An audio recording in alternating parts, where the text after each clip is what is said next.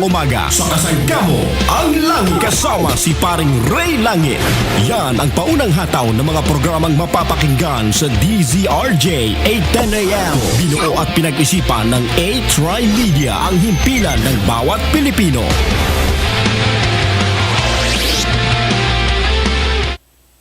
This program is brought to you by A-Tri Media Pro Incorporated. DZRJ, 8-Tri Media, and PTV4 present Insider Exclusive. Untainted, unbiased, the truth. Latest news development straight from the newsmakers. Hi! Hello! Ray Langit po ang inyong kasangga. We are back once again. Back to where the action is, mga kaibigan. Dito sa ating Insider Exclusive na napapanood po sa mga po ng Facebook, napapanood po sa mga po ng YouTube Live, DZRJ 810 kHz and A-Tri Media Network. At mamayang gabi mga kaibigan, mapanood po ninyo sa mga po ng PTV4 and na-match kasama natin dito mga kaibigan ang ating mga kasama sa media from both broadcast and print at KBP Metro Manila Chapter. Meanwhile, pakilala po natin ang ating mga guests for the day.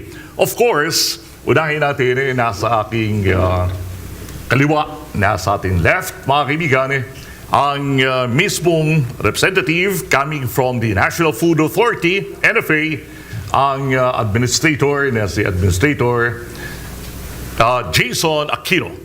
Okay, welcome po dito sa ating plantunan. Meanwhile, mga kaibigan, kasama rin po namin dito representing LTFRB. Ito po ang Land Transportation, Franchising and Regulatory Board sa katawan ni Chairman Martin Delgra. Welcome po sa ating plantunan. Salamat din na, Ray. Okay. Magandang umaga din po sa mga nanonood. Bilang panimula, mga kaibigan, simulan na natin ang talakayan para pakinabangan natin ang gusto, mga kaibigan, ng kanilang presence today. And sa pamagitan po ng NFA, alam niyo, very timely sapagkat ang ating Pangulo ay lumipad kaninang umaga at mamaya ay narito na po siya mamayang gabi dito po sa Philippines and nakapag-declare po ng martial law para po rito sa Mindanao dahil nga po rin sa mga incidents sa Marawi specifically. Now, ang NFA ay magkakaroon po ng malaking role dito. Dahil pag pinag-uusapan po natin ay mga fortuitous event, unforeseen event, tulad po niyan kahit man-made, ano po, meron na po ba kayo this early ng mga plans exactly kung paano po natin tutugunan yung mga pangangailangan po nating bigas at kanin para sa ating mga kababayan po rito sa Marawi? Good morning po. Meron na po tayo nakahandang preparasyon regarding sa para matugunan yung emergency doon. Nakahanda pa yung mga tao natin.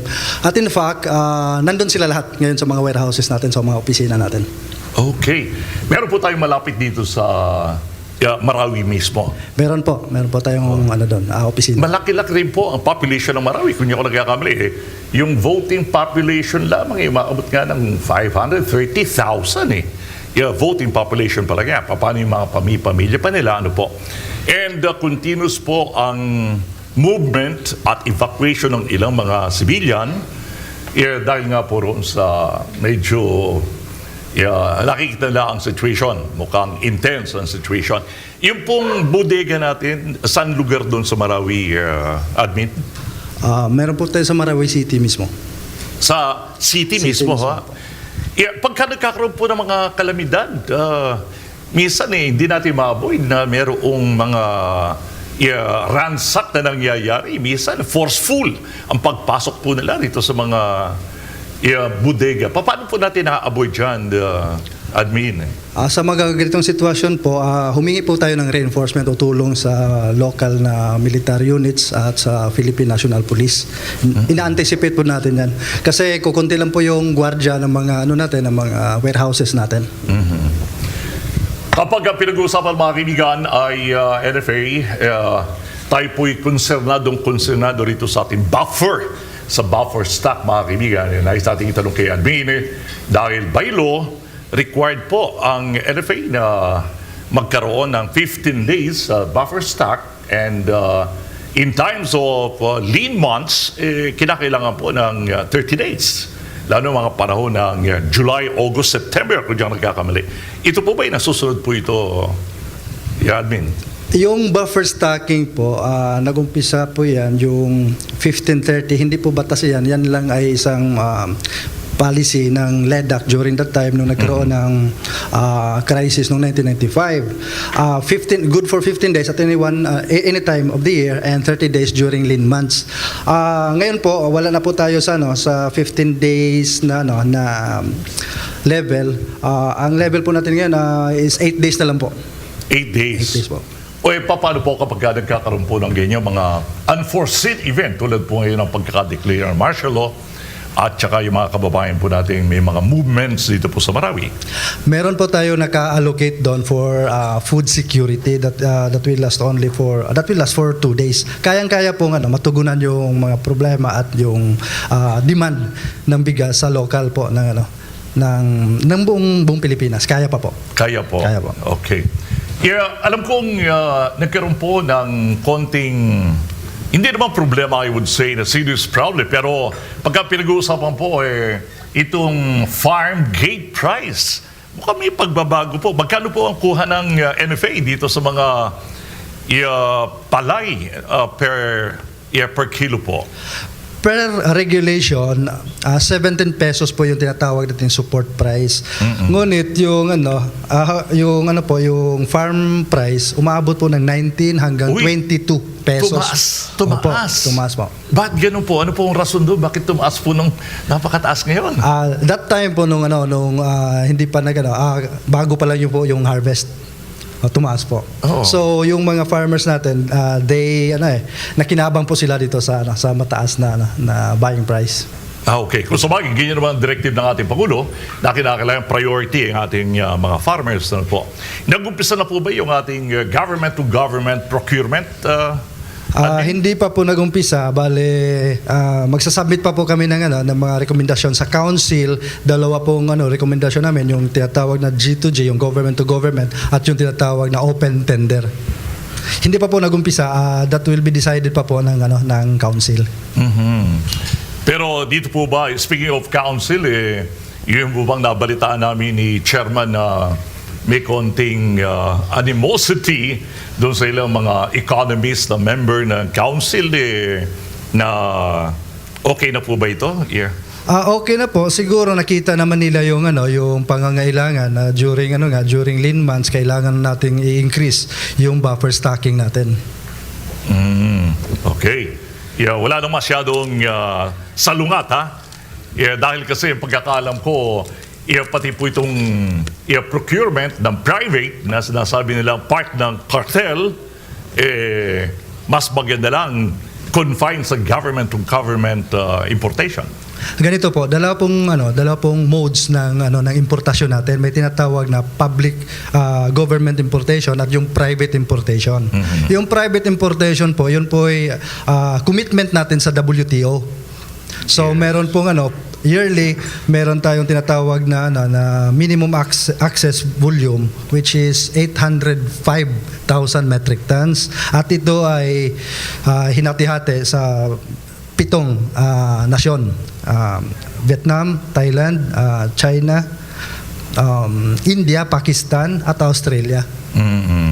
Ito pong private importation. Dito po lahat ng mga private importers ay humihingi ng permiso para makapag-import. Pero hanggang doon lang sa 805,000 metric tons bawat taon.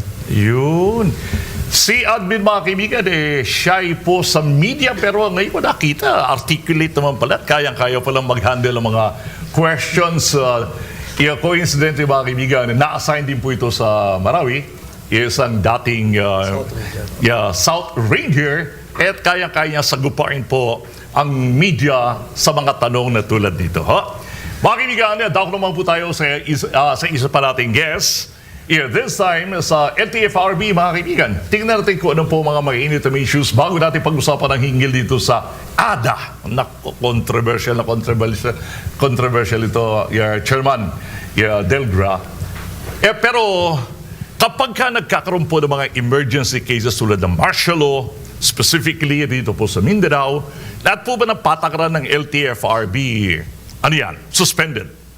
Paano po ang ruling natin pagka ganyan? Now, I would just like to put it this way. When there are emergencies, whether man-made or natural, we have been ready to monitor and respond to such emergency. A case in point was actually yung mga tigil pasada. Even before it happens, pag may marinig na kami, meron kaming tinatawag na joint reaction team that we would actually activate to respond to these situations. The same thing also with, although it's a different kind pagdating naman dito sa nangyari sa Marawi, kasi hindi naman natin inaasahan, we did not anticipate this, but at the same time, even as early as yesterday, even before the President declared martial law, galing din kami sa taga Davao kasi ako, alam ko yung Mindanao. Okay. I have gone around Mindanao as well. So I already have sent out notices and directive to all our regional offices through the regional directors, no, to be vigilant and to ensure that public transportation services are actually there, no, na hindi na di-disrupt yung public transportation system sa Mindanao, all across the 5 regions of Mindanao, including Caraga. For that matter, si Secretary Tugade din nagpalabas din ng direktiba, no, to be vigilant and to ensure that public transportation system, hindi lang ho sa land-based kagaya sa amin, kundi sa lahat ng sektor, kasi alam mo naman na the Department of Transportation comprises of 3 sectors, land, sea, and air. So the directive was actually sent to all the sectors, sa paliparan, sa mga pier, at saka sa ano na rin, sa mga papublikong sasakyan na nasa daan kagaya sa amin. So we reiterated that this morning also. So we're actually getting news on the ground as we speak, no? In fact, coming here, Marami yung feedback na tatanggap, continuous information. Mostly coming from the regional office of Region 10, kung saan kasali yung Iligan, though I like to say that Marawi is not part of Region 10. Kasi Marawi City ho is part of the ARM, na hindi sa saklaw o sakop ng LTFRB ho. But nevertheless, we monitor situations on the ground. Yes, importante sapagkat even now, narinig ko sa aming mga local counterparts, sa mga text nila sa akin ay continuous pa rin po movements ng mga private citizen po. Including buses, buses, UV, PUJ, we're monitoring that and we don't want to aggravate the situation by saying na hindi na pwede yung mga yung mga rota, yung ganun. I think for now, the situation is confined in Marawi City. In Iligan, although people are vigilant there, public transportation is still available, no, even in the major city of Cagayan de Oro, as well as all the other regions in Mindanao. Yun lang, ang directive lang talaga is to keep vigilant and to ensure, and also to monitor, especially yung mga mataong lugar, kagaya ng mga bus terminals, no? Na kung pwede, they will also have to be there, monitor the situation, and assist the passengers if possible. At ngayon mga kaibigan, dako naman po tayo rito sa mainit na Anti-Distracted Driving Act. Ito po yung ADA kung tumagin. Meron po request ang Senado na sinasabi, Chairman, suspend muna hanggat hindi klaro sapagkat mukhang meron pang gray area na hindi maunawaan daw po ng publiko. Supposedly, Friday na po ang formal implementation. Manghuhulin na talaga kayo, hindi ba, Chairman? Actually, yung implementation nung Anti-Distracted Driving Act, or otherwise known as ADA, was supposed to be last Friday, May 18, not this Friday. And the IRR is already in place. I would just like to say this, na insofar as the DOTR is concerned, as the implementing agency, no, for the law, we have been very consistent. In fact, yung IRR is fully and completely consistent with the law. Ang ibig ko sabihin, ano ba talaga ang batas? Para lang klaruhin natin ang Sige po. Ang batas may sinasabing dalawang elemento. Yung the first element talks about specific gadgets. Na? Yung cellphone, computing device, laptop, entertainment, even gaming device. At saka, ito yung importante, yung pangalawang elemento, yung paggagamit ng mga devices nito habang nagda-drive.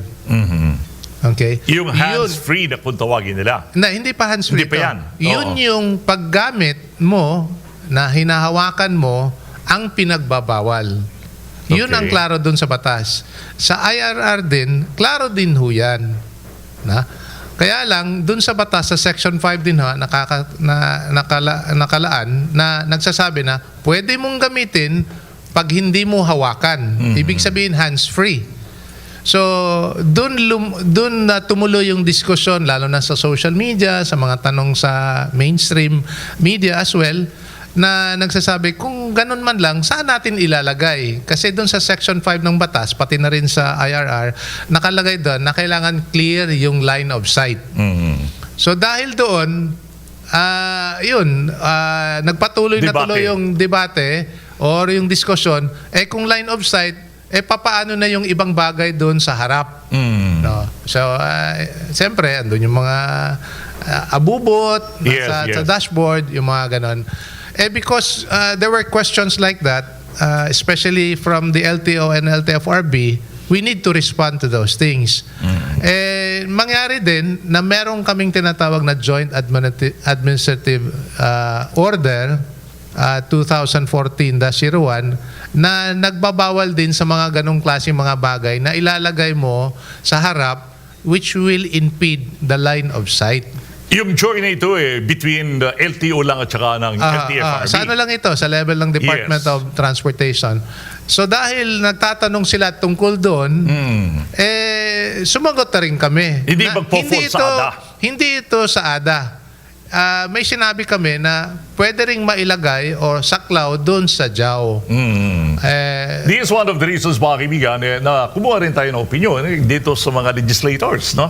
Kausap nga kahapon itong si Senator Tito Soto. Sabi niya, napakasimple lamang ng batas. Ang sabi niya, very specific, pinipinpoint nila yung mobile communication device o gadget na cellphone ang tinutukoy. Cellphone tinutukoy. Hindi nila nilalahat. Okay. So, ang pinaliliwanag nga po rito ni Chairman, ito yung magpo-fall naman doon sa kanilang Joint Administrative Order. Pero papaliwanag ko lang, hindi lang cellphone ito kasi doon sa bataso mismo, sinasabi rin, yung sinasabi ko ang gaming device, computer, Yes. laptop, anything that you're supposed to actively interact with by holding that device, yun ang pinagbabawal. Okay. Yung device mismo, hindi yan pinagbabawal. Ang pinagbabawal is the act of using these devices. These specific devices. Okay, napag-usapan natin devices, Chairman. Very specific. Waze. Okay. Ito ay common worldwide, mga kaibigan, ang GPS. Ito po ay monitoring device at ito ang ibibigay sa iyo ng guide kapag nawawala ka. Ito po ay assistance. Ano po? Paano, saan ikakabit po ito? Magandang tanong ho yan. Kasi hindi lang ho first time na rinig namin yung tanong na yan. Pati na rin ho kahapon. Pati na rin ho sa mga nakaarang araw. Opo. And it was ventilated because we attended the hearing before the Committee on Transport headed by Congressman Cesar Sarmiento. At naitalakay din ho yung tinatawag na navigational tools. Yes. Yung navigational tools, incidentally, is already in our cell phones. Unlike before na it's a separate device. Now, you can actually access these navigational apps or navigational tools through your cell phone. Yun ang hindi klaro sa batas and even sa IRR. And it's a good thing na lumitaw ito kasi we already have decided on the level of the Department of Transportation na given panawagan ng Senado at saka ng House din kahapon, the Department of Transportation has deferred the implementation of the law pending a review of the IRR.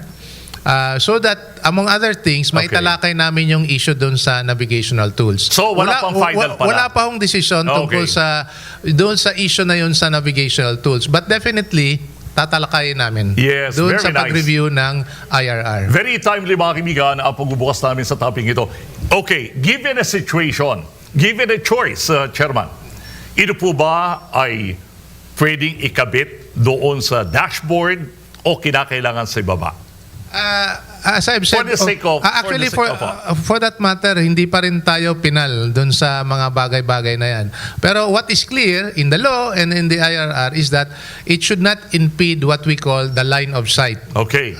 So yun yung Ipakikita ko po rito mga kaibigan, ang picture po ng pinag-uusapan po namin dito, yan GPS or, okay. Ay, ayan. Pinag-uusapan namin waste, ano po. Kung saan ikakabit ito, sa dashboard o sa ibaba. Sapagkat ang simpleng paliwanag dito, kapag ito ay kinabit sa ibaba, mawawala ang line of sight ng driver, titingin siya sa baba. While kung ito po ay nasa dashboard, meron tayong tinatawag na peripheral vision na pwede niyang makita yung guide noong reaction po. Actually, even that, aside, what is really important, because we're trying, what is the intent and the scope of the law is precisely to promote safe driving practice. Correct. Yun talaga, I think we need to focus on the intention of the law. And because we know that there has been so many reports on car accidents involving the misuse, if I may say, not the use, but the misuse of cell phones while driving. Yes. Talagang pinagbabawal na. That was really the original intention of the law.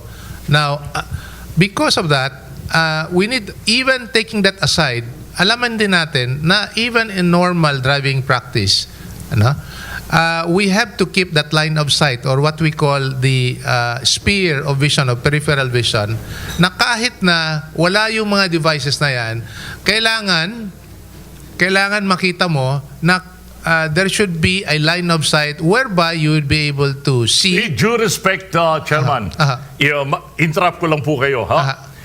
Babalikan natin. Pero sige. promise, babalikan po natin mga kaibigan ang issue ito right after lamang po ng ilang paalala. Stay tuned. Insider Exclusive will be right back.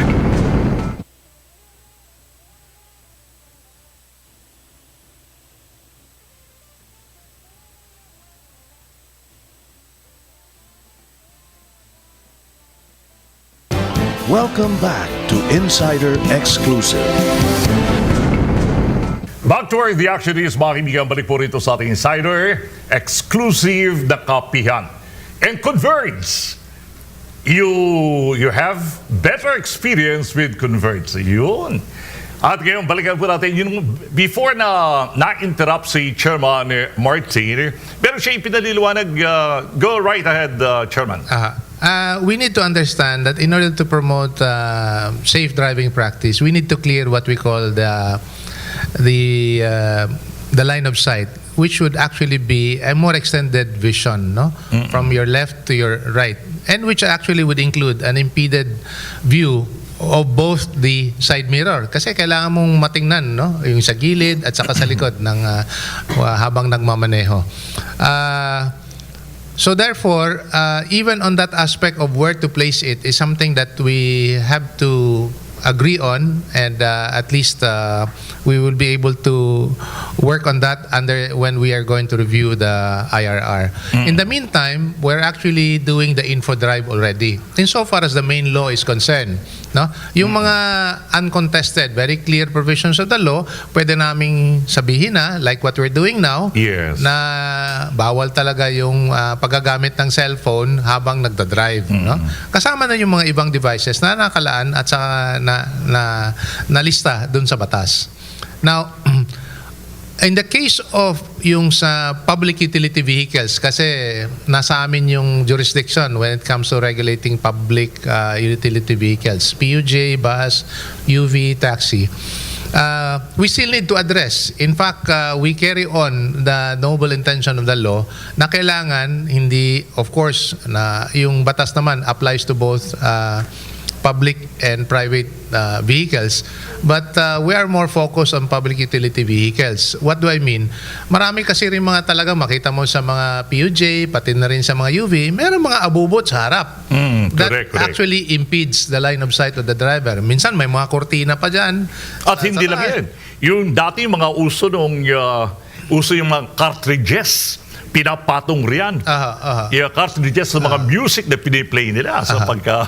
Because of that, actually, as a result of the so much discussion about the issue on the line of sight, yesterday, the board, the LTFRB, have already deliberated on it initially, and that we're going to address that issue. Okay. So, we are going to come out with a memorandum circular, an MC, regulating, at least insofar as public utility vehicles is concerned, yung mga abubot dyan sa harap ng sasakyan. Pati na rin yung mga signages. Yes, Kasi marami mga signages yung sa harap mismo. So, bakit nga pinag-uusapan namin dito, implementing rules and regulations, ano po? Dahil, kaya confined tayo ron dahil sila po ang implementing agencies and regulating agencies. Dahil kapag ang pag-uusapan natin, yung mga authors po ng batas, actually yung batas ay napakaganda ang intensyon para po ma-avoid natin ang aksidente. Offshoot, noong nangyari po rito sa Rizal, you could just imagine, 15 students sa bus ang nadisgrasya, namatay. Yun nangyari po sa Nueva Ecija, 30 passenger ng bus. Bagamat, hindi po related po sa cellphone, no? Kundi related human error at problema po sa bus ang nangyari. Babalikan po natin si Chairman. Meanwhile, balik po tayo rito sa usapin po ng NFA. Now, Administrator, ano po ba exactly ang difference po ng importation ng government to government tsaka private to government, government to private? Kagaya po ninyo, pinupush po ninyo government to government dahil nanggaling po sa inyo yun, yung word na cartel sa mga private. In-attribute po sa inyo yun. Tama po ba yun, Admin? Yun po ba yung government to private importation? Yes. First time po namin narinig yon, yung government to private importation. Pero yun nga, yung suggestion po namin, yung rekomendasyon namin dun sa council is government to government and yung open tender. So hindi po government to private. Yeah, pagka-involved po ang, alam niyo yung connotation na pagka-private, part kagad ng cartel.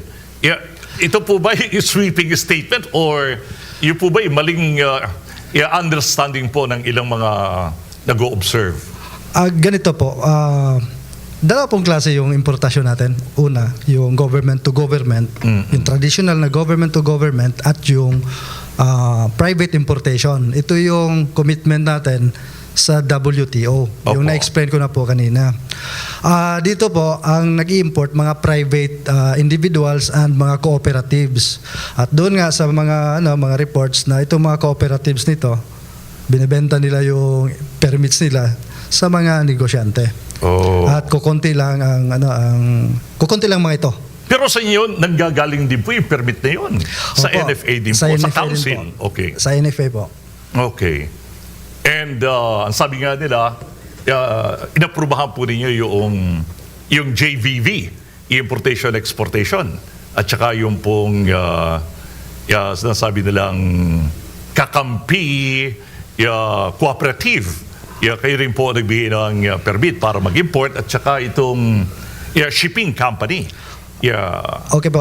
Yung naging issue po 'yan kasi solid tayo doon sa sa panindigan natin na wala na pong extension yung arrivals ng MAV o ng private importation. Yung MAV, yung 2016 MAV, nag-umpisa yun noong December 2016 hanggang February 28 dapat. Ngayon nga pinahinto nga natin at actually hindi pinahinto. We stick to the deadline. Yung tatlo po, ang arrivals nila ay March 5, 7 or 14.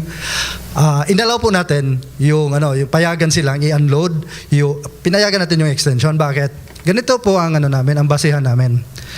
Galing po yon sa Thailand saka sa Vietnam. From Thailand at Vietnam, it will only take 5 to 7 days yung shipping. So ang tinitingnan namin, yung loading time. Yung tatlong importers na yun, nag-load sila February 12 and February 14. So kung titingnan natin by February 2022, makakarating sila. They can beat the deadline. So ibig sabihin wala pong tawag doon, wala silang intensyon na i-deliver ito, paratingin ito way beyond the deadline. So hiningan din namin ng report yung mga shipping companies, and yun nga, ang naging resulta nga, ito ay force majeure. Ito ay kailangan. Force majeure, marami kasi yung force majeure ay bagyo, nasiraan yung yung barko. Ibig sabihin walang control dito ang importer. Yes. So pinayagan natin ito. Tatlo 'yon, total of 3,600 metric tons. Actually, kukunti lang 'yon. Kukunti lang po yun. Yun ang basis namin, yung loading time. Ngayon, yung sa mga nag-load ng February 23, 24, talagang hindi na makakarating yun ng February 28. So yung mga nag-load na yun, ang purpose talaga nila is paratingin yun sa March na. That will compete the harvest time. Kaya hindi natin pinayagan yan. Yeah, admin, paano po kayo nag-react dito sa council kapag pinag-uusapan, may mga terminology ginagamit po rito na cash cow, na parang pinagkakakitaan po ang mga importation na ito. Pati siguro maganda po, high time na ipaliwanag po natin sa viewing and listening public na kasi yung connotation pagka binanggit yung gano'n nagiging sweeping lahat ng pagbibintangan. Ano po? Opo, ako po ay nag-assume lang noong January, yung sinasabi nilang milking cow, yung NFA, through government to government importation, wala pa po ako noon kasi yung G2G na nangyari last year. Okay. Pero ganito na rin po ang yung resulta ng pag-iimbestiga ko, bakit nasabi nila yung milking cow. Ganito po yun. Sa kontrata ng G2G, tinitingnan yung presyo mismo ng bigas sa international market. Tapos, pag nagkaroon na ng bidding at may nanalo na doon, halimbawa, nanalo yung Thailand, ganito yung presyo ng bigas nila, ang kasama doon sa cost, yung tinatawag na cargo handling, yung sa barko hanggang makarating dito sa mga warehouses ng NFA. Doon sa mga reports, sabi nga nila, doon nila pinapatong yung overprice, doon pinapatong sa cargo handling. Hindi doon sa presyo ng bigas. Kasi nakikita yung presyo ng bigas ang hindi nakikita yung cargo handling So kaya nga ngayon, sabi ko nga, pinaka-challenge nga namin ngayon, maka-import kami na ang cost ay below $400 per Pero admit, metric ton. kapag nagpatong ka rin doon sa mga handling na ganyan, total, nagre-reflect din puro sa total pricing po. Tama po yun. Kaya kung ang presyo ng bigas ay $330 or $350 per metric ton, sa buong kontrata po, isasama po yung about 20% of the volume. So mga $60 to $80 po yon. So yung 330 mo plus 60 pesos yon. So abot na siya ng almost $400. Last year, ang presyo ng bigas, yung total importation per metric ton is $424 per metric ton. So doon po, kung may mga kalokohan man, doon sa cargo handling. Okay. Pero so far, wala ho kayong na-identify pa, wala pang nauhuli? Wala pa po eh. Kasi wala pa pong wala namang government to government importation ngayong yung taon na ito. Wala pa po.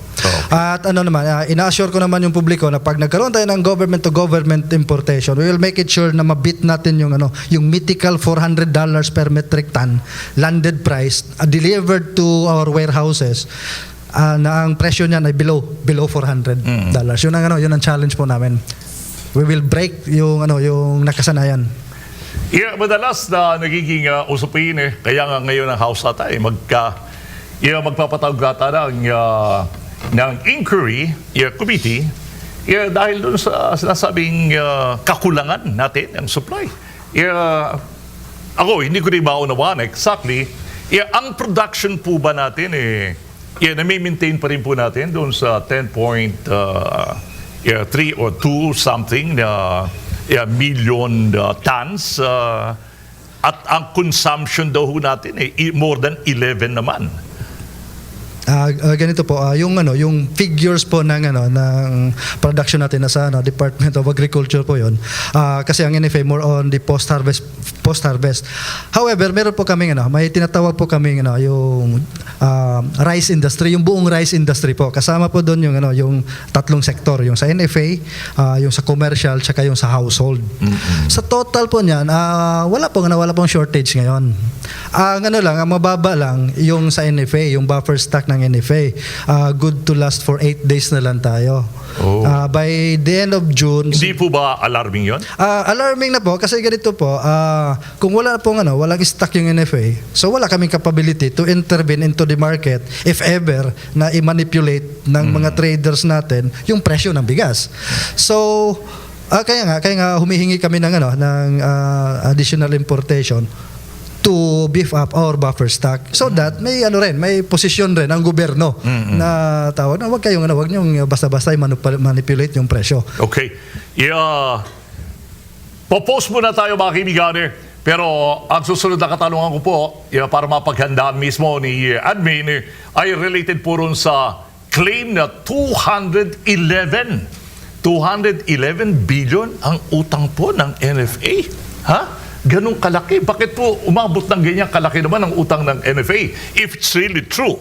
Babalik tayo maklipasan po ng ilang paalala. Stay tuned. Insider Exclusive will be right back.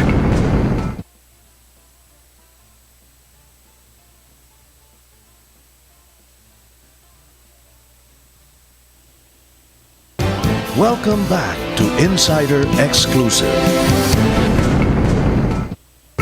We're back once again mga kaibigan, back to where the action is dito sa ating Insider Exclusive kapihan. At sa bagay ito mga kaibigan ay dako muna tayo dito sa ating media panel. May katanungan rito si Jerry Cornejo from DZRJ. Jerry, come in. Yes, ito po ay maikling katanungan lang and a little comment for Administrator Jason Aquino at ganoon din po kay Chairman Martin Delgra. And I'm representing DZRJ, KBP, and also the National Press Club. Sir, it is common knowledge, it is street knowledge na talaga pong laging merong deficit sa ating bigas because may racket po ang NFA. Of course, not during your watch, and I hope may eradicate during your watch, but it is common knowledge, and I'm sure even before you joined the NFA, you've already heard about this. So, yun lang po ang komentaryo ko dun sa nyo, no? And everything else you've said, we've taken note of it. Ngayon, para kay Chairman Martin Delgra naman po ng LTFRB, I just want to point out, maybe too late, pero maybe not, na hindi po ba one of the reasons na merong nadidistract po tayo ay because marami po mga nagmamaneho ngayon, nakikinig po ng music, naka-headphone. Hindi po ba sa railroad crossing nakalagay stop, look, and listen? Kaya nga po ang dami po sigurong nagkaroon na ng aksidente because hindi narinig yung silbato ng pulis, hindi narinig yung busina ng mga magkaka-aksidente na because sana po maisama lang po yung earphone na i-ban po because it is also distracting. Nakaka-distract po yan without a doubt. Yun lang po, sir. If you'd like to care to comment about earphone. That's a good point that you have raised. But I'd like to put this in context. Kasi nasa batas na rin ho na kung gagamit ka man ng mga devices na that are named in the law, that you have to use it hands-free. So ibig sabihin naka-Bluetooth. So there are two types of Bluetooth naman. Yung car has its own Bluetooth, yung mga modernong mga models ngayon. Ibig sabihin, parang kinakausap mo na yung car kahit na yung dalawang kamay mo nasa manubela, kahit na walang nakadikit sa tenga mo. Pwedeng ganun. Pero meron namang Bluetooth nakadikit sa tenga mo. So that, I think, it's a good point that you have raised. We will have to take it up when we review the IRR. Kasi, as I've said, hindi mo nga hawak yung device, pero pwede ka namang kumausap doon hands-free. Probably using a Bluetooth device. Kung Bluetooth man lang yan, at least panandalian lang. Pero kung yung mga sinasabi mo na all throughout your ride, talagang naka-earphone na pagkalaki-laki pa, ang lakas pa ng volume ng music mo, talagang delikado. It's not sound good driving practice. Good point that you have raised, sir. We'll take that in consideration. Yeah, may dagdag lang natin mga kaibigan ng mga bago at modern na mga gadgets tulad po ng GPS mga kaibigan.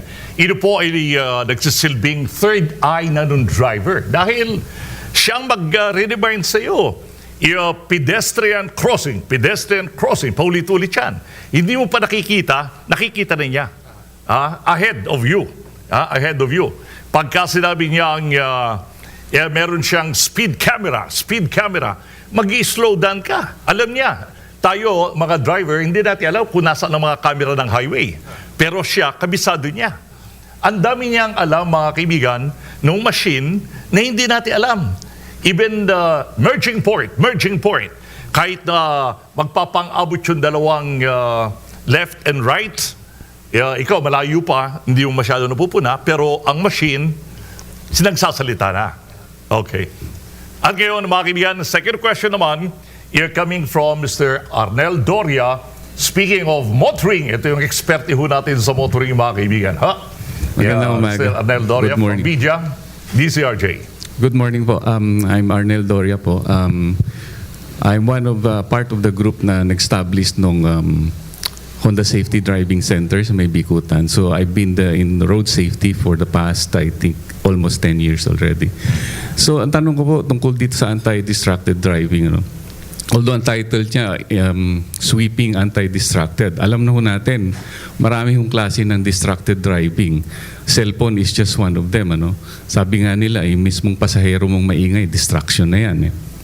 At yung kumakain, yung umiinom, distraction ho lahat yan. Pero let's focus dito sa batas na naka-focus lang sa mobile, entertainment, and computing devices. Isang obserbasyon ko, kasama ho sa batas, yung 6-month information campaign. Siguro, yung confusion ho natin ngayon, dulot ho ito ng kakulangan ng information and education campaign bago ipatupad. Bigla na lang kasi ipinatupad na hindi pa natin na isasalya yung 6 months information campaign ayon sa batas. Pero sa IRR nakalagay 3 months lang yata ang information campaign. I'd just like to put that in context.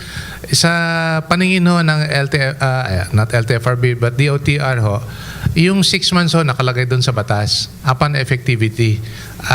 I've yet to determine however, kasi nakalagay it lapsed into law July 16, hindi na pirmahan ng presidente, 2016. So if we're going to reckon it about that time, assuming it was already published also, tapos na rin yung 6 months. So pagdating doon sa IRR ho, nagtalaga din kami ng 3 months information drive. So I just like to put that in context, yung 6 months at saka yung 3 months na info drive. So, but nevertheless, as I've said earlier, we are going to embark on the information drive, insofar as the law is concerned, before we will resume the implementation of the law. But definitely, as I've said, we will engage other stakeholders. Kagaya siguro sa grupo nyo, you've mentioned about things that would probably be able to look at the IRR, and for that matter, look at the law in a different perspective. Kagaya nung sinabi nga I was told na si Senator Ejercito made mention of navigational tools na hindi na isali dun sa batas. And that's the reason why we're discussing it now. So, what I'm saying is that I'm not saying that ipagbabawal o papayagan, pero sinasabi namin, we're putting that on the table for discussion. So hopefully, mailagay natin sa tamang konteksto. Para naman, this is what we're trying to avoid as well. Because we have to look at it on two levels. We're setting a policy, a standard for safe driving practice. That being the case, it will have to be implemented on the ground. Ayaw naming mangyari na magkagulo naman din sa baba. No? Kasi kung hindi klaro sa enforcer, ay talagang magkagulo doon. No? Lalo na doon sa mga, alam mo, Yes, di ba? yes. So ayaw namin nung ganon. We want na the law is very clear, the standards for enforcement is very clear, para kung pagdating sa panahon na i-enforce yung batas, wala na hong talunan doon sa daan. All right.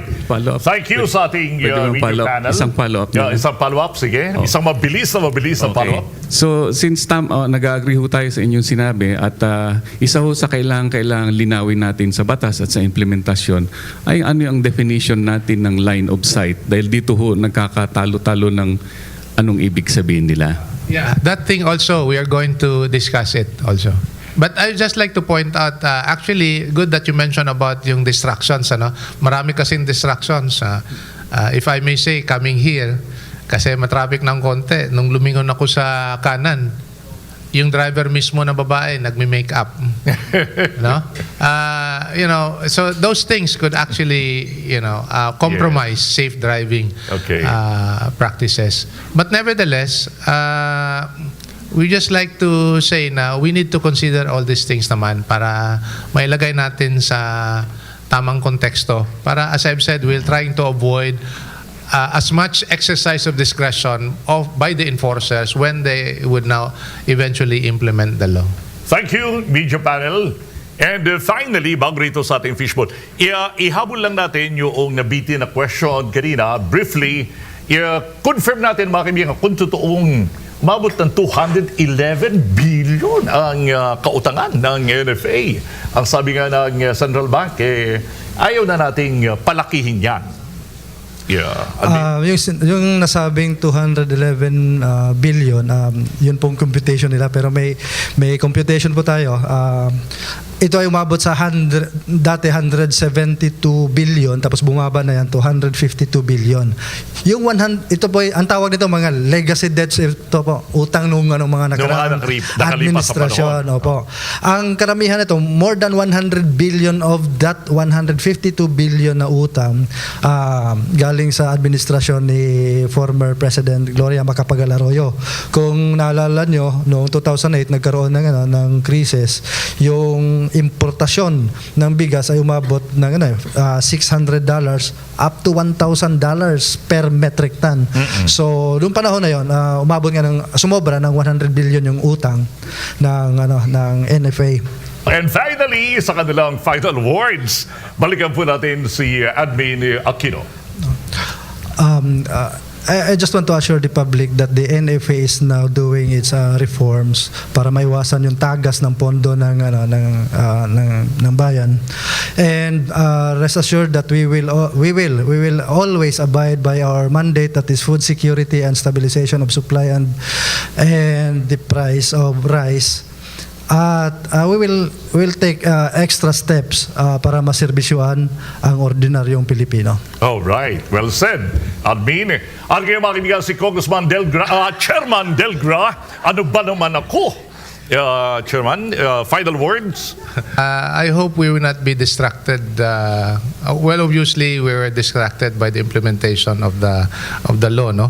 But I'd like to move forward and beyond what the law has to say, no? Because, and which I would like to touch on. The mandate of the LTFRB is to provide a safe, dependable, convenient public transportation system sa buong bansa. Okay.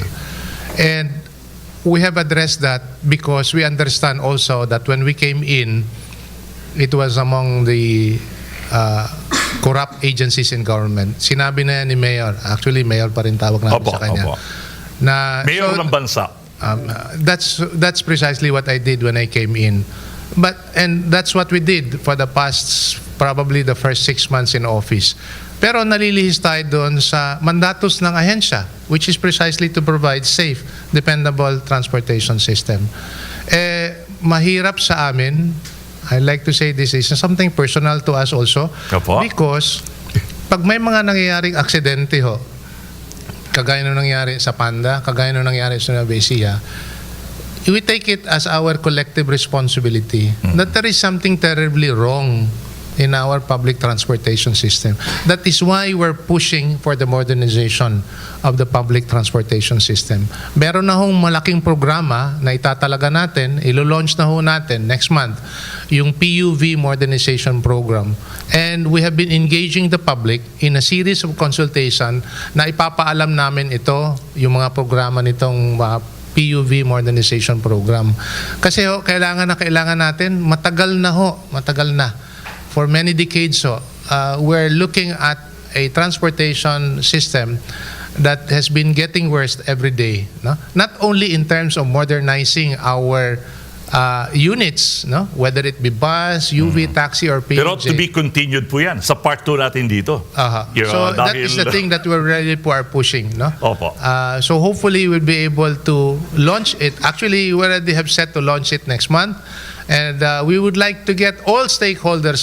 No? Alam natin na meron pa rin mga sectors na who have a lot of alinlangan. Opo. But as we have said, in fact, during the MOA signing with Land Bank to offer such very easy credit financing facilities for affected PUJ operators, ang unang sinabi ko, ito na ho ang sagot sa pag-aalinlangan nyo pagdating doon sa upgrading your units. Okay. Kasi kailangan na.